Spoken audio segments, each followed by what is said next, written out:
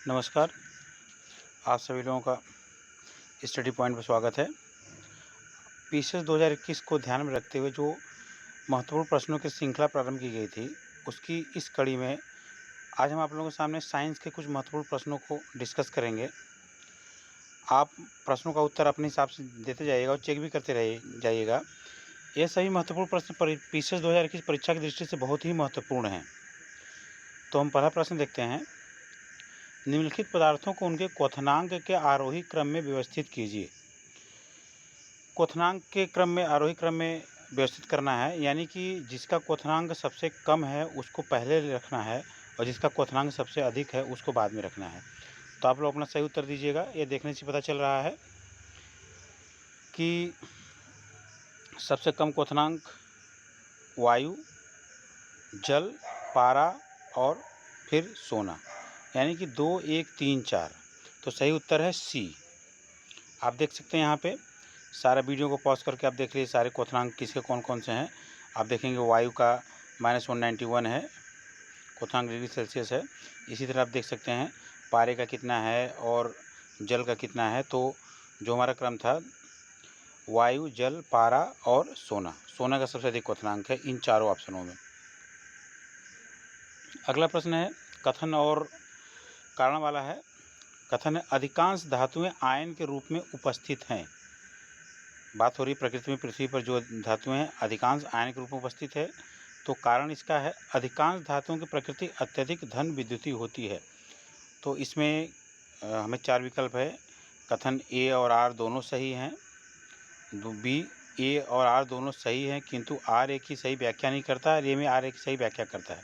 ए सही है किंतु आर गलत है, ए गलत है किंतु आर सही है। तो आप लोग अपना उत्तर दीजिएगा। इसका सही उत्तर है अधिकांश धातुएं आयन के रूप में उपस्थित हैं, यह बिल्कुल सही है।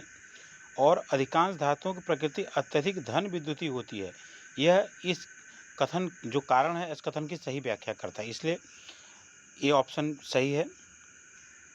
आप देख सकते हैं इसका एक्सप्लेनेशन।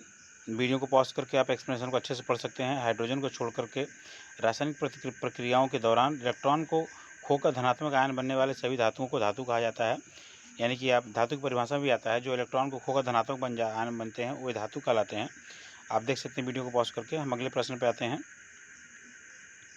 कोशिका की खोज किसने की थी? बहुत ही सिंपल सा प्रश्न है लेकिन बड़ा ही महत्वपूर्ण है। कोशिका की खोज आप अपना सही उत्तर दीजिएगा। इसका सही उत्तर है बी, रॉबर्ट हुक द्वारा।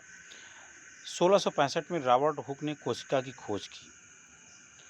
आप रॉबर्ट हुक ने इसका जो नॉर्म दिया था, जिसमें मॉन्क्स यानी कि जो निवासी जो संत लोग रहते थे वो उस प्रकार के सेल छोटे छोटे होते थे, तो इसीलिए इसका नाम सेल रखा था।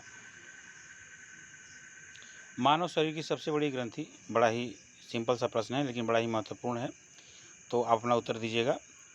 इसका सही उत्तर है बी, यकृत। यकृत मानव शरीर की सबसे बड़ी ग्रंथि है। हम यकृत के कार्य के बारे में देख लेते हैं। यह एक आवश्यक अंग है जो मानव शरीर में कई कार्य करता है, जिसमें रक्त का थक्का बनने के लिए आवश्यक प्रोटीन को बनाना, ट्राइग्लिसराइड, कोलेस्ट्रॉल का निर्माण, ग्लाइकोजन संश्लेषण, वित्त श्रवण, यूरिया संश्लेषण और आरबीसी के टूटना आदि शामिल है। यानी यकृत मानव शरीर की सबसे बड़ी ग्रंथि है। बड़ा ही महत्वपूर्ण प्रश्न था। स्टूडेंट्स, आप लोग चैनल से जुड़े रहिएगा। वीडियो पसंद आए तो वीडियो को लाइक करिएगा और शेयर करिएगा।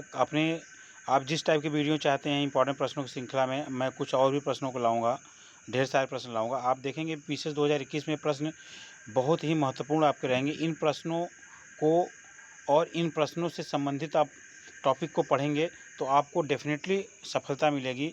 और हमारा टारगेट है कि जो हम प्रश्नों को डिस्कस करेंगे, इससे यह प्रश्न या इससे संबंधित प्रश्न जरूर एग्जाम में आएंगे। अगला प्रश्न है सुमेलित। कौन सा सुमेलित नहीं है?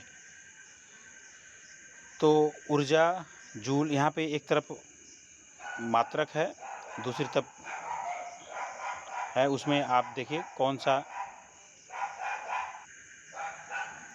सा सुमेलित नहीं है।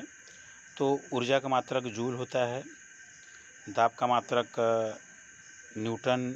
आप अपना उत्तर दीजिएगा। तापमान का रैंकिंग। तो इसका सही उत्तर है दाब का मात्रक न्यूटन नहीं होता है, न्यूटन बल का मात्रक होता है। जबकि बाकी सब सही। ऊर्जा का मात्रक जूल होता है, तापमान का रैंकिन, ज्योति कुंडला। आप एक्सप्लेनेशन में देख सकते हैं इस प्रश्न। ऊर्जा को जूल में व्यक्त किया जाता है, ज्योति तीव्रता को कैंडेला में किया जाता है, जबकि दाब का मात्रक जो होता है बार, पास्कल, एटीएम आदि इकाई में व्यक्त किया जाता है, जबकि न्यूटन बल की इकाई होती है। तापमान को रैंकिंग, सेल्सियस, केल्विन, फ़ारेनहाइट आदि इत्यादियों में व्यक्त किया जाता है। अगला प्रश्न है हार्मोन और स्रावित ग्रंथियों से संबंधित है, बड़ा ही महत्वपूर्ण प्रश्न है।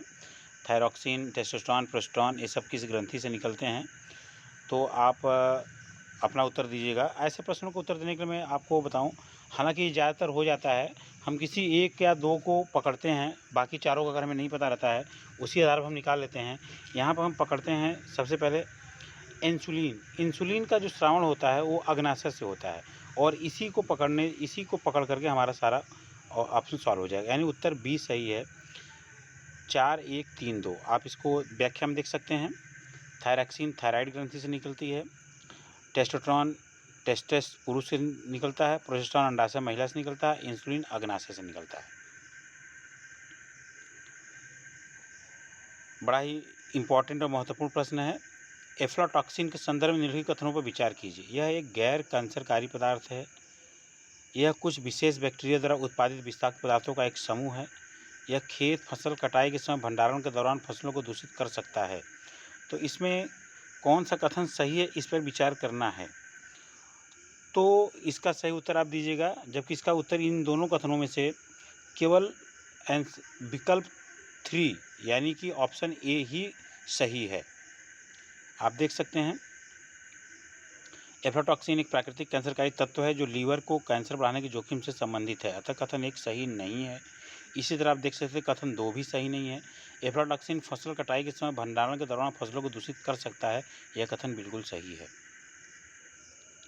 किस तत्व की कमी के कारण फूलगोभी में भूरापन या ब्राउनिंग रोग होता है? आप लोग एग्ज़ाम देने से पहले आप इसको ज़रूर ध्यान दीजिएगा, किसकी कमी से कौन सा रोग होता है, और ख़ास तौर से जो कलर होते हैं, किस केमिकल से कौन सा कलर फूल पत्तों में पाया जाता है, आप इसको ज़रूर देखिएगा। यहाँ पे फूलगोभी में भूरापन जो होता है, इसका सही उत्तर आप दीजिएगा। इसका सही उत्तर है फूलगोभी में ब्राउनिंग बोरान की कमी से कारण होता है। आप देख सकते हैं बी है, सी जो है बोरान है, बोरान कमी से होता है। आमतौर पर पौधों में कड फॉर्मेशन के बाद बोरान की कमी के कारण लक्षण बाहर से दिखाई देता है। शुरुआती चरणों में पानी से लथपथ क्षेत्र में तनों सतह पर भी दिखाई देता है। दोस्तों वीडियो पसंद आए तो वीडियो को लाइक और चैनल को सब्सक्राइब जरूर करिएगा। मैं परीक्षा को दृष्टि में ध्यान रखते वीडियो बना रहा हूँ, और मैं सारे महत्वपूर्ण प्रश्नों को यहाँ पर डिस्कस करूँगा विथ एक्सप्लेनेशन। धन्यवाद।